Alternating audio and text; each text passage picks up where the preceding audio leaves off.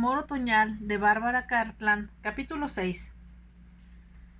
Malcolm empezó a hablar lentamente al principio, con voz baja y llena de amargura, pero a medida que avanzaba se hacía más sonora y cargada de emoción. Hubo espacios en su relato cuando las palabras le fallaban y no conseguía describir con ellas esos años de terrible desventura. Por momentos parecía haber olvidado la presencia de Yasmín y hablaba porque tenía que hacerlo. Empezó la historia desde que se casara con Florence y por primera vez confió a otra persona la intensidad de su martirio. Al hacerlo, todo fue evocado por él con tanta claridad que volvió a sentir que vivía esa torturante época de su vida. Habló del oprobio que lo invadiera y de lo derrotado que se sentía en aquella casa, alejada de todo y de todos, y que él jamás había considerado su hogar. Yasmín pudo percibir, a través de sus palabras, la desoladora situación en que había vivido, notando, junto con Ana, los estragos progresivos que se operaban en Florence. Comprendió el orgullo que impulsó a Malcolm a renunciar a cuanto amaba y a cuanto de interés representaba para él, a fin de ocultar al mundo su desdicha. Era un hombre inteligente, pero su inteligencia no era sólida, ni lo bastante profunda para sostenerlo y darle arrojo ante la adversidad. No había encontrado nada que le sirviera para paliativo a su dolor. Mientras hablaba, Jasmine French comprendió que el peor enemigo de Malcolm había sido, sin duda alguna, su vívida imaginación. Usada con acierto, quizás le había dado grandes placeres, pero él solo la había empleado para intensificar su propia desventura. Además, debido a que era dueño de una gran sensibilidad, su amargura había quedado grabada en su mente con sello indeleble. Mientras se confiaba a Yasmín, llegó el punto en que había comprendido que, al morir Florence, recuperó su libertad y podía regresar a gozar del mundo. Sin embargo, advirtió que esa libertad había llegado a él sin producirle ningún placer ni sensación alguna de triunfo. Era un hombre que había estado desterrado por tan largo tiempo que se convirtió en forastero dentro de su propia patria. Su situación fue lamentable, pero al mismo tiempo bastante absurda. Infirió que en su liberación, al igual que en su gran desventura, Malcolm había sido enemigo de sí mismo. No podía decírselo aún. Continuó escuchando mientras le relataba cómo había conocido a Marcia y poco después a Elizabeth. Cuando se refirió a Elizabeth, la muchacha de quien se enamorara desde el instante en que la vio, Yasmín empezó a comprender mejor a su anfitrión. Vio cómo aquel pobre hombre, lleno de frustración, se había aferrado instintivamente a Elizabeth con la ansiedad de la flor que vuelve su corola hacia el sol. Por primera vez en largo tiempo tenía contacto con algo real y verdadero. Debido a ello, todo su ser se volcó en un sentimiento similar al amor. Era el lado espiritual de Elizabeth, más que su belleza física, lo que había fascinado a Malcolm. Con palabras entrecortadas, Malcolm trató de expresar lo que Yasmín ya había comprendido. La amé, explicó. La amé más de lo que hubiera creído posible que podía yo amar a una mujer. Naturalmente quería convertirla en mi esposa, pero eso no me pareció importante por el momento. No sé si pueda darme a entender, porque yo mismo no me entiendo, pero el simple hecho de que ella existiera, de que pudiera amarla y pensar en ella, era para mí mucho más importante que poseerla. Y enseguida narró, con su voz endureciéndose a pesar suyo, de cuando descubrió el pequeño ataúd conducido bajo un cielo gris por la gente del pueblo.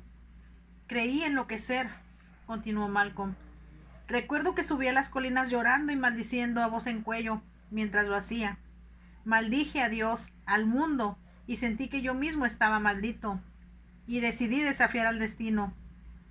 Ahora que lo revivo ante usted, resulta absurdo y desconcertante, pero en ese entonces era una cruda realidad para mí.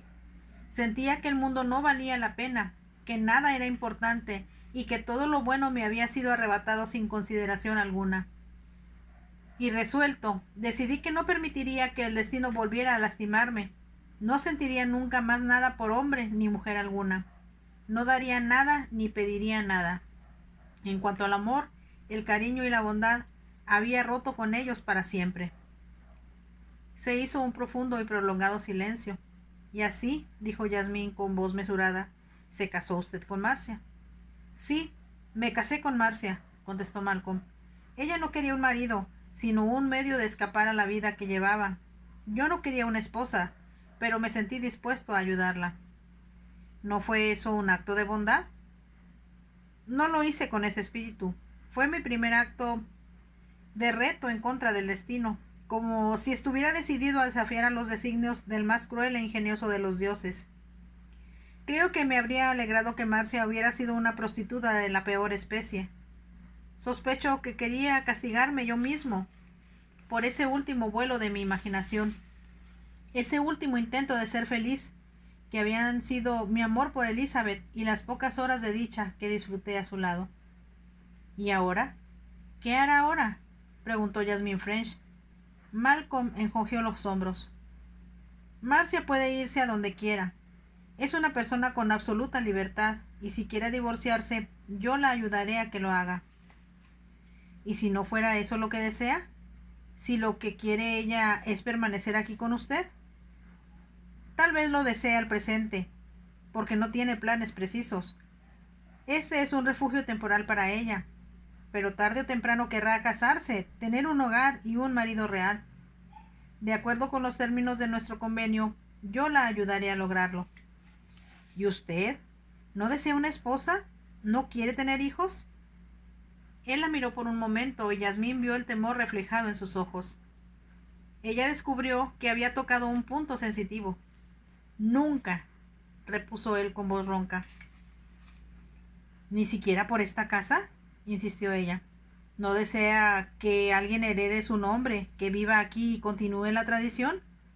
¿Me está usted diciendo la verdad? Es imposible, se lo aseguro, insistió Malcolm con brusquedad. Se irguió y empezó a caminar de un lado a otro frente al fuego. ¿Por qué va a ser imposible? Porque un matrimonio torturante, un bello amor destruido por la muerte y otro matrimonio precipitado, ¿van a impedir hacer lo que es tan natural? Usted debe procrear hijos. Esta casa los necesita, y usted también, aunque no lo reconozca.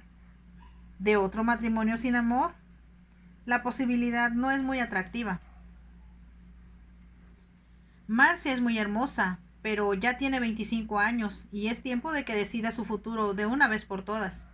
Si usted y ella van a tener que divorciarse, será mejor que lo hagan cuanto antes, más por ella que por usted, suspiró antes de añadir. Es triste siempre que un matrimonio termine en el divorcio, pero si usted no ve otra solución, no tiene objeto discutirlo. De cualquier modo, como es hermosa Lady Greylin, y con la considerable pensión que la ley le va a obligar a usted a darle, no le será muy difícil encontrar marido. Malcolm la miró, como si la brutal franqueza de ella lo hubiera sorprendido. ¿Me quiere usted decir que tendré que darle la tercera parte de mis ingresos? Creo que eso es lo que marca la ley. De cualquier modo, eso es secundario. Lo que importa es la felicidad de usted y la de Marcia. No quiero que suponga usted, se apresuró a decir Malcolm, que me disgusta tenerla, o que estoy ansioso por librarme de ella. Claro que no, y me he dado cuenta de lo bien que está haciendo su papel la pobre niña, a pesar de las dificultades a las que se enfrenta, y a pesar de que, perdóneme por decirlo, no cuenta con la ayuda de su esposo. He advertido su popularidad entre sus vecinos y sus arrendatarios. Oh, ella compensa mis deficiencias sociales, explicó Malcolm con aire sombrío. Para su sorpresa, vio que Yasmín se había puesto de pie, con una expresión severa en el rostro, y que sus ojos grises lo miraban fijamente. ¿Y lo hace sentirse bien hacer un nuevo fracaso de esta maravillosa herencia que recibió de forma inesperada? Fracasó en su carrera, en su matrimonio, y ahora va a añadir a ello también esta derrota, porque no tiene la fortaleza suficiente para erguirse ante la adversidad y aceptar sus responsabilidades. Si fracasa esta vez es porque le gusta debatirse siempre en la desventura y disfruta de sus desdichas. Yasmín respiró profundo antes de continuar diciendo: Usted ha sufrido, por supuesto que sí, como hemos sufrido todos en alguna época de nuestra vida. Los débiles lloran y se doblegan, los fuertes siguen adelante, más erguidos que antes, porque su valor fue puesto a prueba y salieron victoriosos de la lucha. Usted está tratando de aislarse de sus prójimos, de convertirse en una anacoreta, solo porque la mujer a la que amó y que le correspondió con un profundo afecto ha muerto. Qué bueno que ella no puede ver lo indigno y egoísta del amor que usted le ofrecía. Mírese a usted mismo. ¿Y qué es lo que ve? Un hombre que está descuidando sus deberes deliberadamente, que da la espalda a sus responsabilidades. Eso no es cierto, la interrumpió Malcolm iracundo. Estoy haciendo mi trabajo aquí. Estoy consagrando todo mi esfuerzo y todo mi tiempo a la finca. ¿Y considera, sinceramente, que eso es todo lo que se necesita? Usted sabe tan bien como yo que no es así. Su influencia se extiende, o debería extenderse más allá de los confines de su propiedad. Su deber es hacia todo el condado, hacia el país mismo. ¿Quién puede decir, en estos atribulados tiempos, dónde empieza o dónde termina nuestra responsabilidad hacia los demás? Usted sabe bien que no está cumpliendo con su parte, que al aislarse de sus congéneres, los está privando de lo que les corresponde, que es como si les estuviera robando dinero. Malcolm nunca supo por qué se quedó escuchando a Jasmine French, por qué permitió que ella le hablara de aquel modo, por qué no abandonó la habitación cuando empezó a hacerlo. La escritora era alta, casi tan alta como él. Hablaba con mesura, pero con claridad, y cada una de sus palabras lo golpeaba como un martillo, porque su mente le decía que estaba hablando con la verdad. Usted no tiene gratitud alguna, continuó ella implacable, y ese, creo, es el peor pecado que puede cometer un hombre. En ningún momento ha dicho que sentía usted gratitud por haber conocido a Elizabeth, por haberla amado, por esos momentos de éxtasis que le pertenecen y que nadie puede quitarle. Como tantas otras personas, está dispuesto a gritar cuando los lastiman, a exigir al destino algo cuando lo desea, a esperar felicidad como su derecho natural. Pero cuando las cosas salen mal, aun por un breve lapso, se desespera, maldice la vida y está dispuesto, en su desesperación, a suicidarse en un nivel moral o mental. Ni por un momento está dispuesto a dar gracias a Dios por ninguna de las mercedes que le han concedido, ni siquiera por el hecho de haber conocido y amado a una santa, como usted mismo lo ha declarado. Es usted muy dura conmigo, murmuró Malcolm. Sin embargo, aunque protestó, comprendió que no resentía las palabras de Jasmine, porque eran la realidad. Él se sintió desnudo y avergonzado, como si el último vestigio de su orgullo, de la coraza con la que se había cubierto hasta entonces, le hubiera sido arrebatado. Así, antes que él se hubiera dado cuenta de lo que pasaba, antes siquiera de que hubiera surgido algún tipo de turbación entre ambos, Jasmine había dado las buenas noches y se alejó tan inesperadamente como había llegado. Malcolm quedó solo de nuevo en su estudio, ante el fuego que agonizaba con lentitud. El peor pecado, se oyó a él mismo repetir en voz alta. Jasmine French se había despedido, y el propio Malcolm la había acompañado hasta Londres. Se habían dicho adiós en el centro de un andén pletórico de gente. Ella le dio las gracias por los días que había pasado en la finca, y Malcolm sintió que era sincera en su agradecimiento y que gozó del priorato Grayling. Advirtió igualmente que él lamentaba mucho que se fuera, a pesar de lo que le había dicho esa noche, y a pesar de las confesiones íntimas que le contara, no se sentía incómodo como habría supuesto. Su charla había hecho surgir en Malcolm un gran sentimiento de admiración. Sentía que, sin duda, Jasmine era una amiga para él. Durante los últimos días de su visita al priorato, ninguno de los dos había hecho mención de lo ocurrido en el estudio, hasta que llegaron a Londres, y Malcolm estrechó su mano con calor en señal de despedida, expresando «Muchas gracias». Ella lo miró con ojillos astutos, y en su voz había un toque de buen humor al preguntar «¿Lo dice con sinceridad?» «Así es. Lo que es más, le aseguro que he meditado mucho en lo que usted me dijo, y no echaré en saco roto sus valiosos consejos». «Magnífico», contestó Jasmine French. Minutos después ella se había marchado detrás del mozo que llevaba su equipaje, y Malcolm abandonó la estación para buscar un taxi que lo condujera a la oficina de sus abogados. fue a Londres por varias razones, pero la más importante de ellas, extrañamente, era para buscar respuesta a una pregunta casual que le formulara Marcia un par de semanas antes. Sin embargo, tuvo que dar prioridad a otras cosas. Sus abogados tenían varios papeles listos para su firma, y él necesitaba hacerles algunas consultas sobre aspectos legales de la finca. Pero cuando terminaron todos sus pendientes, Malcolm sacó un cigarrillo, se volvió hacia el abogado de mayor edad y con voz indiferente preguntó: «En caso de que yo no tuviera hijos, ¿quién heredaría a Greylin a mi muerte?» El abogado dejó a un lado la pluma con la que escribía, se quitó las gafas de la nariz y empezó a limpiarlos con un pañuelo de seda. «El presunto heredero al título es un sobrino suyo, un poco lejano, llamado Cedric Worthington, hijo de un primo segundo de usted». «Nunca había oído hablar de él. ¿Quién es?» «No me sorprende», repuso el abogado. «El hermano menor de su tío, más joven aún que el padre de usted, fue enviado al extranjero en cuanto cumplió la mayoría de edad. Su tío William, que tal era su nombre, fue despilfarrador y libertino. El abuelo de usted no podía soportar a un hijo suyo capaz de gastar el dinero con más avidez que él mismo. Así que lo envió al Canadá, con un centenar de libras en el bolsillo, y se liberó para siempre de él. Su tío William se casó, después de varias vicisitudes, que más vale olvidar, con una muchacha canadiense. Después de un breve matrimonio que considero no muy feliz, la abandonó y no se volvió a saber de él hasta que murió durante una riña en un bar en Toronto. Sin embargo, la señora Worthington se había quedado con un hijo fruto de su matrimonio con William. Fue un muchacho tan diferente a su padre como la noche lo es del día.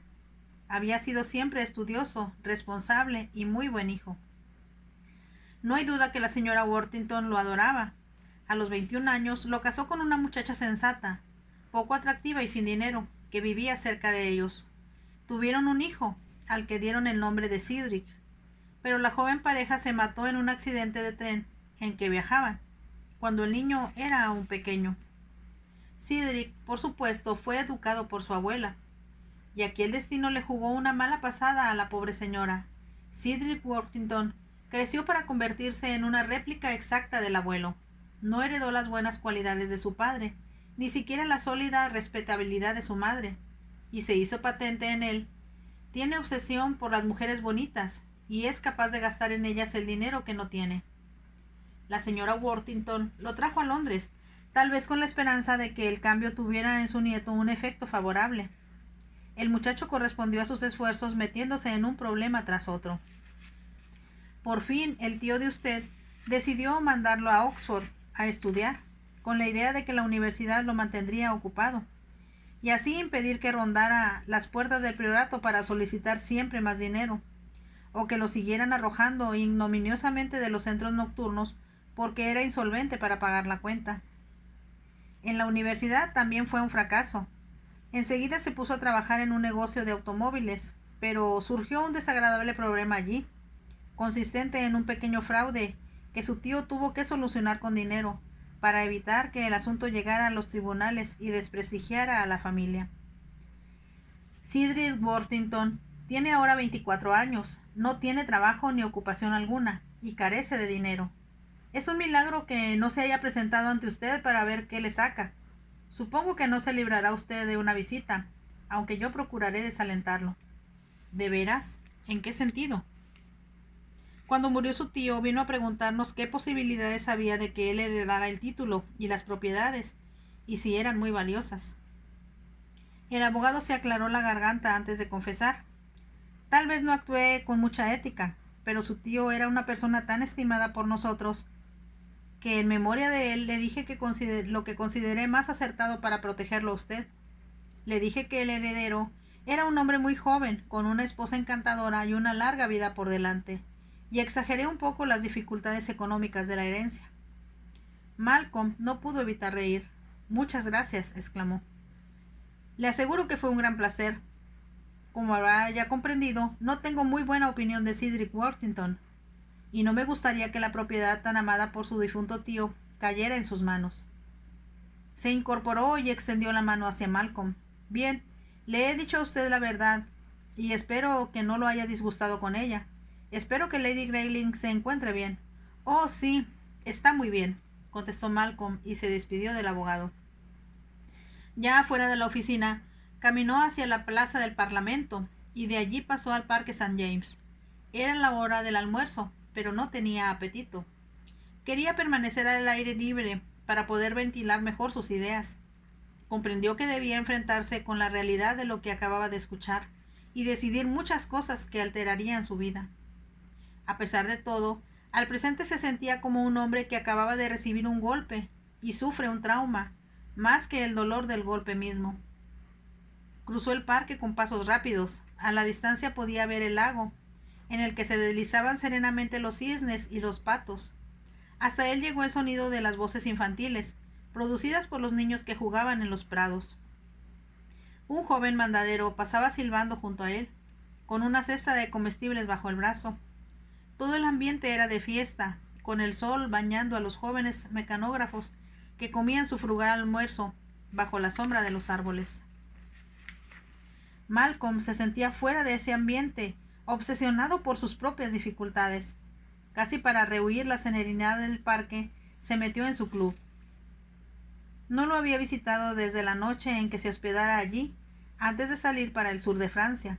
En aquel entonces el lugar estaba casi vacío porque era el invierno y la mayor parte de los socios se encontraban fuera de la ciudad. Pero en la actualidad, los amplios salones, que habían cambiado muy poco desde la época de la regencia, estaban llenos de hombres que charlaban, bebiendo cócteles antes del almuerzo. Por un momento Malcolm titubeó. Se sentía tímido y nervioso. Evitó, por tanto, el trato de sus congéneres, que sintió un deseo enorme de salir corriendo para evitar encuentros indeseados. Pero aún mientras titubeaba, sintió una calurosa palmada en la espalda y vio una mano tendida hacia él. —¡Pero si es Worthington! —exclamó una voz. —¿En dónde diablos te habías metido todos estos años, viejo? Tenemos que beber a la salud de tu retorno. Normalmente Malcolm se habría puesto muy rígido, habría contestado en tono cortante y se habría disculpado de algún modo para poder reunir la invitación. Pero una nueva voz en su interior, una nueva urgencia, lo obligó a sonreír y a estrechar la mano que le tendían. Mientras viajaban en el tren de regreso a Grayling esa tarde, Malcolm se sorprendió al descubrir lo mucho que se había divertido en su club. Conocía, solo de verlos, a unos cuantos de los presentes, pero dos de sus viejos amigos se habían alegrado sinceramente de verlo.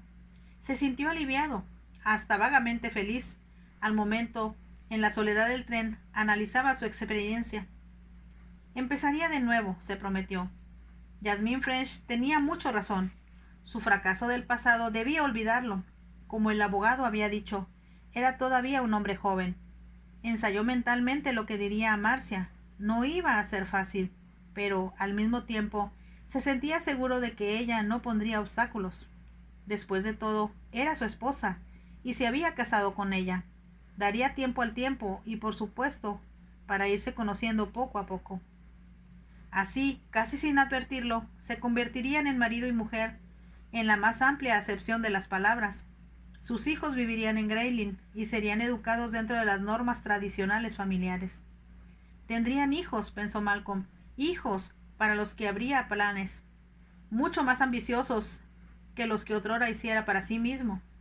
Por primera vez comprendió lo representativo que el pensar en un hijo puede ser para un hombre que ansía un heredero. Para sus hijos, él aceptaría desempeñar la posición social que le correspondía en el condado. Sonrió al pensar en lo contento que se pondría Gerald al conocer su decisión. Él aceptaría las invitaciones que le hicieran, invitaría a sus vecinos, haría las mejores reuniones que su limitada economía le permitiera.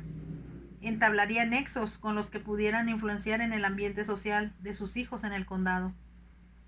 Recordó su propia niñez en el priorato. Estaba tan ensimismado en sus pensamientos que el tren estaba próximo a llegar a la estación en que debía descender antes que él lo advirtiera. Tomó su sombrero, su abrigo y el periódico vespertino y bajó al andén. El jefe de la estación se tocó la gorra a modo de saludo. Malcolm se detuvo y cambió algunas frases con él. Fueron breves, pero Malcolm sintió que era una barrera más, que echaba abajo. Estoy aprendiendo, se animó él mismo. Seguiría haciendo el esfuerzo. El automóvil esperaba en el lugar donde lo dejara esa mañana, cuando él y Yasmin French habían tomado el tren para Londres.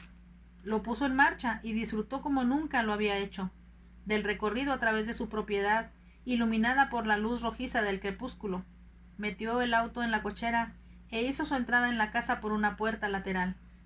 En otras circunstancias, hubiera entrado directamente en el estudio para encerrarse en él hasta la hora de la cena, pero ahora decidió subir a la galería de los trovadores para observar desde allí a Marcia, que sin duda estaría en el salón donde acostumbraba a coser o leer antes de la cena. Se preguntó qué habría hecho todo el día y si se habría sentido muy sola con la partida reciente de su amiga. Sintió un repentino fulgor de ternura hacia ella.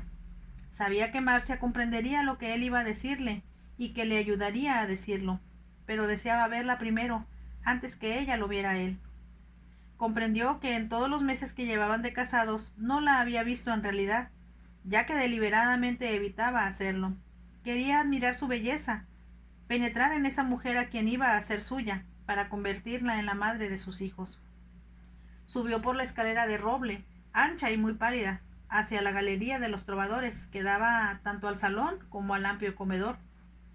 Mientras subía, Malcolm pensó que en fecha próxima, tan pronto como su economía lo permitiera, haría traer una orquesta para que tocara allí, y él y Marcia ofrecerían un gran baile. Llegó a lo alto de la escalera y con cuidado abrió la pesada puerta de roble. Miró a través del pequeño balcón. Bajo él se extendía el amplio salón de techo muy alto, con sus muros cubiertos de gobelinos y de cabezas disecadas de venados. En el extremo más lejano del salón, donde había sido puesta la mesa con el servicio del té, Malcolm vio a Marcia. No estaba sola, hablaba con Gerald, pero él no podía escuchar lo que decían. Mientras Malcolm miraba sin ser visto, Gerald rodeó con sus brazos los hombros de Marcia e inclinó la cabeza hacia ella. Con un movimiento repentino, Malcolm se dio vuelta, empujó la puerta de roble tras él de manera brusca, sin importarle si golpeaba o no al hacerlo. Sin embargo, al empezar a descender por la escalera, lo hizo tan precipitadamente que sus pies resbalaron por la pulida superficie. Trató de echar el paso hacia atrás, estiró la mano para detenerse de la barandilla, se dio cuenta de que hacía un último y desesperado esfuerzo por mantener el equilibrio. Sintió que caía y oyó gritar a su propia voz. Un dolor muy intenso en la cabeza, cuando ésta golpeó en el suelo, lo obligó a desfallecer y después no supo más. Tiene una ligera conmoción y un tobillo fracturado, explicó el doctor a Marcia. Estará recuperado en unas 48 horas, aunque el tobillo tardará varias semanas en soldar. Está un poco atontado por el momento. Es un hombre alto y algo grueso. Cayó con mucha fuerza. Uno de los riesgos de la edad madura. Sus ojillos brillaron un momento con alegría y después subió a su viejo automóvil Morris. Sacudió la mano en un movimiento cordial de despedida y puso en marcha el auto. Marcia volvió con pasos lentos a la casa. Estaba inquieta por Malcolm, no tanto por su salud, ya que el doctor le inspiraba gran confianza, sino por él mismo. ¿Qué hacía Malcolm en la galería de los trovadores? Era un lugar inusitado para que se hubiera subido a él al llegar a la casa. ¿Por qué no se había dirigido al estudio, como lo hacía siempre, donde lo esperaba su correspondencia y todos los mensajes del día? Ella había esperado verlo hasta la hora de la cena. ¿Por qué esa noche había subido a la galería de los trovadores tan sigilosamente que ni ella ni Gerald lo habían presentido? De hecho, cuando oyeron su grito y el estruendo de la caída, ninguno de los dos supuso que la conmoción había sido causada por Malcolm. Gerald se había mostrado tan eficiente como siempre, pensó Marcia. Llamó a los sirvientes y cuidó de que Malcolm fuera conducido a su cama. Después llamó al doctor, explicando a éste que se trataba de una emergencia. El doctor le había resultado muy simpático a Marcia, y ella observó que examinaba a Malcolm con gran eficiencia. No tardó en tranquilizarla, diciéndole que no le había sucedido nada grave a su marido, a pesar del estado de inconsciencia en que éste se hallaba. Pero ya tranquila respecto a la condición de Malcolm, sentía cierta inquietud por la conducta inexplicable de él. Gerald la aguardaba y ella percibió su alivio cuando le repitió el diagnóstico del doctor. Después, Cuando lo invitó a quedarse a cenar, como indicaba la cortesía, Yera le agradeció la invitación, pero explicó que no podría quedarse porque había dejado pendiente mucho trabajo en su casa. Se despidieron y Lady Greylin ordenó que le subieran una bandeja con una cena sencilla a su salita privada, porque detestaba la idea de cenar sola en el imponente comedor. Antes de acostarse, Marcia entró en el dormitorio de Malcolm. El doctor le había asegurado que no era necesario contratar los servicios de una enfermera nocturna. Había administrado a Malcolm algo que lo mantendría dormido toda la noche, y prometió a Marcia volver al día siguiente a primera hora. El valet de Malcolm había instalado un catre en el vestidor del dormitorio y pasaría allí la noche para cuidar de algún imprevisto. Por demás, nada posible. Malcolm estaba dormido y su rostro, bajo los vendajes que rodeaban su cabeza, parecía más joven y tranquilo que cuando estaba despierto. Marcia lo contempló por algunos momentos y con suavidad se inclinó y tocó su mano, que se encontraba sobre la ropa de cama. Con un suspiro que escapó de ella antes que se diera cuenta de la razón de él, salió de la habitación y se retiró a la suya.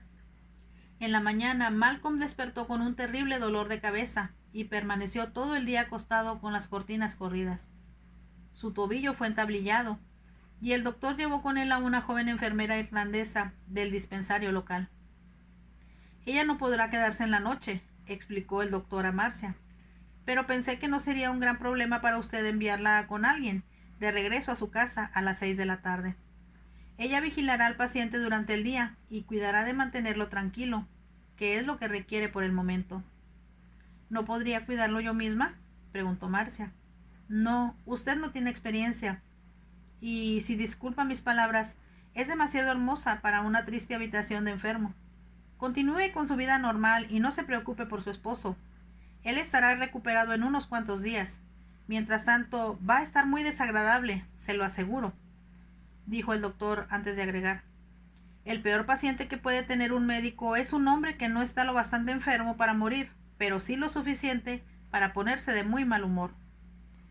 Marcia se asomó a la habitación de Malcolm 2 o 3 veces durante los días subsecuentes, pero siempre lo encontró durmiendo, semi-recostado con los ojos cerrados, así que no lo molestó. En el tercer día después de su accidente, el doctor opinó que ya estaba lo bastante recuperado como para no necesitar de la enfermera ni de sus propios servicios, hasta que el yeso del tobillo le fuera quitado en un par de semanas más. «Lo entrego a sus cuidados, Lady Greylin», exclamó en tono jovial, «y si soy buen juez de la naturaleza humana, usted le hará más bien que todos nosotros juntos. Está usted un poco irritable. Está aún un poco irritable porque detesta la idea de tener que permanecer en cama, pero eso es de esperarse. Aquí entre nos, la fractura no es tan seria como yo había pensado al principio. Si él cuida de no apoyar el pie en el suelo demasiado pronto, su pierna quedará como nueva». Marcia entró en la habitación de Malcolm sonriente, complacida con las noticias que le había dado el doctor. Lo encontró sentado en la cama, rodeado de papeles y una buena cantidad de correspondencia a su lado. Él no correspondió a su sonrisa, sino más bien la miró con el ceño fruncido y los labios apretados en un gesto de disgusto que ella tanto temía. Le explicó que el doctor había dicho y agregó: «Son buenas noticias, ¿verdad, Malcolm? No pasará mucho tiempo sin que volvamos a cabalgar juntos. Te he echado mucho de menos en estos últimos días». Él la miró de una forma que ella no comprendió, y habló con la voz irónica que Marcia ya se había acostumbrado. «¿De veras? Voy a cortar unas flores para tu habitación y... No te molestes», interrumpió él. «Si necesito algo puedo pedirlo a la servidumbre, y no quiero flores». «Malcolm», protestó Marcia, «deseo traerte flores frescas. Te traje esas rosas el primer día que estuviste en cama. Ahora están muy abiertas y pronto empezarán a deshojarse. Yo ordenaré que las saquen de aquí, y no quiero más». No quedaba más que decir. Marcia, un poco confusa, lo vio levantar una carta y absorberse en su lectura, como si ella no estuviera presente. Se preguntó qué le sucedía. Su actitud, casi insolente, era absurda y ni siquiera la enfermera podía justificarla. Era una actitud pueril, desde luego, pero al mismo tiempo Marcia ya conocía a Malcolm lo suficiente para comprender que se mostraba poco correcto con ella de una forma deliberada. Mientras caminaba por el jardín, Marcia creyó adivinar lo que debió ocurrir la noche del accidente de Malcolm. Sin duda, había visto a Gerald besarla y dado su propia interpretación a lo sucedido. Sintió que las mejillas le ardían al solo pensarlo. Marcia era inteligente y comprendió que, recordando cómo la había conocido en la Riviera, Malcolm debía vivir temeroso de que tarde o temprano ella empezara a portarse de manera inconveniente. ¿Cómo podía hacerlo comprender? ¿Cómo podía explicarle lo que había ocurrido en realidad? Además, tenía que pensar en Gerald, en él, cuyo sueldo y futuro dependían de la buena voluntad de Malcolm. Si su marido estaba realmente molesto, el que pagaría las consecuencias sería el pobre muchacho. ¿Qué haré?, se preguntó una y otra vez durante el resto del día. Ya a media tarde, había decidido que tenía que hablar con Malcolm. Era su deber, aunque solo fuera para dejar limpio el nombre de Gerald. Aunque era presa del miedo, sabía que no debía perder el valor. El té la esperaba en el gran salón, pero ella no lo tocó y subió paso a paso por la gran escalera hasta llegar a la puerta de Malcolm.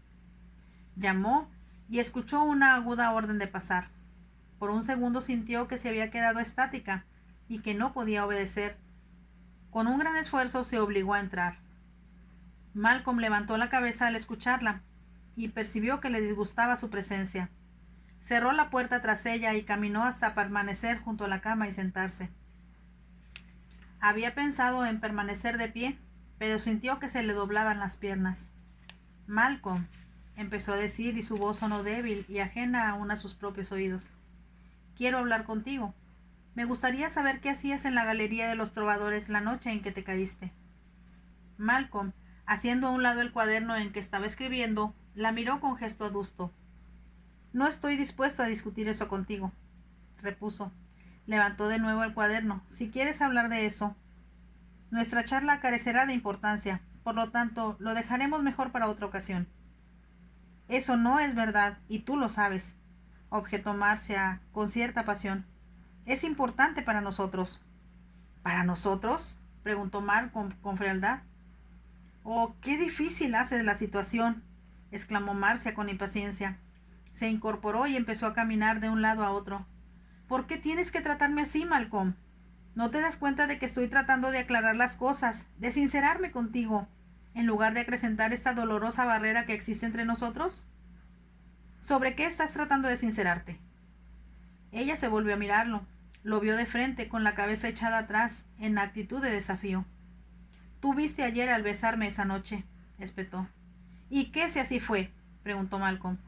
A pesar de su reserva, había un matiz de furia en su voz. Estabas alterado por eso, tal vez frenético, por eso te resbalaste en la escalera. Mi querida Marcia, dijo Malcolm con frialdad, no hay ninguna necesidad de esto. De acuerdo con los términos de nuestro convenio, tú tienes perfecto derecho a comportarte como quieras. Solo lamento, quizá, que hayas escogido mi casa y mi administrador para una demostración de tus inclinaciones afectivas. Eso es lo que me imaginé que suponías, exclamó Marcia. Ahora escúchame. Por favor, escúchame, Malcolm. Y solo por esta única vez, si te es posible, sea un poco humano y comprensivo. Apretó las manos juntas en un esfuerzo por controlarse. Desde que te casaste conmigo, continuó, me has concedido tan poca importancia que apenas si reparas en que existo. Eso no te interesa. Yo esperaba muy poco de ti, aunque en ocasiones me has lastimado deliberadamente, y yo suelo preguntarme qué he hecho para merecerlo. Cuando llegamos aquí, a Grayling, por primera vez en mi vida empecé a ser feliz. La casa es preciosa, la finca representa todo lo que yo había soñado alguna vez, un paraíso que nunca pensé que pudiera ser mío. Yo estaba contenta, aunque no tenía amigos y tú casi no te dignabas a hablarme. Aún así, yo lo aceptaba, mientras pudiera vivir aquí por algún tiempo y pudiera disfrutar de la intensa felicidad de estar de nuevo en Inglaterra. Pero gradualmente empecé a tener miedo. ¿Cuánto tiempo duraría?, me decía a mí misma. ¿Cuándo me echarías de aquí? Me he pasado muchas noches despierta pensando si el siguiente sería mi último día en este paraíso. Cuando Yasmín llegó aquí, Tú cambiaste un poco de actitud hacia mí, te mostraste más bondadoso. No solo eras más cortés, sino hasta llegué a creer que por primera vez advertías mi existencia. Me sentí alentada y pensé que las cosas podrían mejorar. El hombre con quien pensé que me había casado era una realidad después de todo. Y Yasmín simpatizó contigo. Ella me lo comentó y se fue creyendo que algún día tú y yo encontraríamos juntos la verdadera felicidad. No le pregunté cómo lo sabía. Acepté su creencia porque siempre ha sido muy sabia y muy buena conmigo. Así que me aferré a una nueva esperanza y oré. Marcia hizo una pausa y luchó por evitar el temblor de su voz. Estaba al borde del llanto. Malcolm no dijo nada. El día que Yasmín se fue, la noche de tu accidente, estaba tomando el té con Gerald en el salón. Permanecimos juntos durante la tarde, visitando una de las granjas. Habíamos vuelto un poco tarde. Yo estaba cansada, quizá un poco ansiosa de tomar un poco de té. En mi prisa por servirlo, me quemé con la tetera de plata. Fue solo una pequeña quemadura, pero por una de esas cosas inexplicables de la vida, la sensación y el dolor que me produjo parecieron desencadenar todas mis desdichas.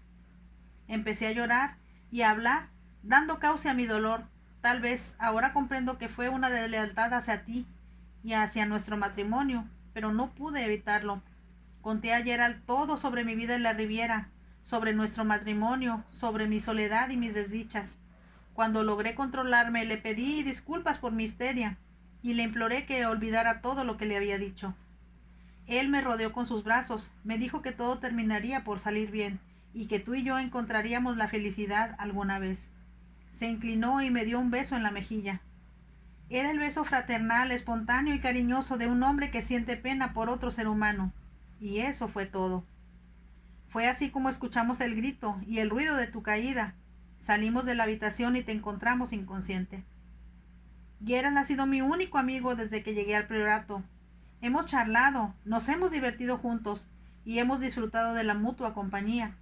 Él no me ama, como yo tampoco lo amo a él, y te juro que hasta esa tarde en que lo abrumé con mis confidencias, ni una mano me había tocado siquiera. No hay nada entre nosotros, Malcolm. Te lo juro, puedes arrojarme de aquí si lo deseas, pero no culpes a Gerald porque es inocente. Marcia se abandonó en una silla, mientras Malcolm tomaba con lentitud su cigarrera de plata y encendía deliberadamente un cigarrillo antes de hablar. No puedes reprocharme por haber pensado lo que pensé, exclamó él. Acepto tu explicación, mi querida Marcia, por supuesto. Al mismo tiempo, permíteme recordarte, ya que me acusas de mi proceder indiferente, que tú te casaste conmigo solo para lograr salir de la vida presionada que llevabas al lado de tu padre. Eso no es verdad, dijo Marcia, poniéndose de pie. Cuando te pedí que te casaras conmigo, lo hice siguiendo un impulso que aún no puedo explicarme. Es verdad que en mi desesperación era tremenda, pero tú me atraías en un grado inexplicable. Traté de vencer esa atracción y llegué hasta la brusquedad en las innumerables ocasiones en que mi padre insistió en que nos viéramos. Me simpatizabas mucho y cuando me casé contigo ya casi te quería. Creo que te amaba. Hasta me sentí segura de ello por algún tiempo. Ahora ya no sé. Unas cuantas palabras amables de tu parte, un poco de consideración, y creo que te habría amado tanto. Pero es evidente que te salía sobrando mi cariño. No me explico por qué te casaste conmigo. Tal vez nunca lo sabré, pero es obvio que no te impulsó la bondad, ni nada semejante, como yo, pobre ilusa, me había imaginado, suponiendo que habías hallado un poco de afecto para mí en tu corazón. Hubo una pausa. Me siento avergonzada, exclamó, profundamente avergonzada. Marcia no pudo contener las lágrimas por más tiempo. Se deslizaron por sus pálidas mejillas y un repentino sollozo escapó de su garganta. Caminó con la mano extendida hacia la puerta, porque el copioso llanto le impedía ver. La cerró con fuerza tras de sí, y Malcolm se quedó solo, mirando absorto la silla en que ella había estado sentada. Fin del capítulo 6 de esta hermosa historia, Amor Otoñal de Bárbara Cartland. No te pierdas el último capítulo. Nos vemos.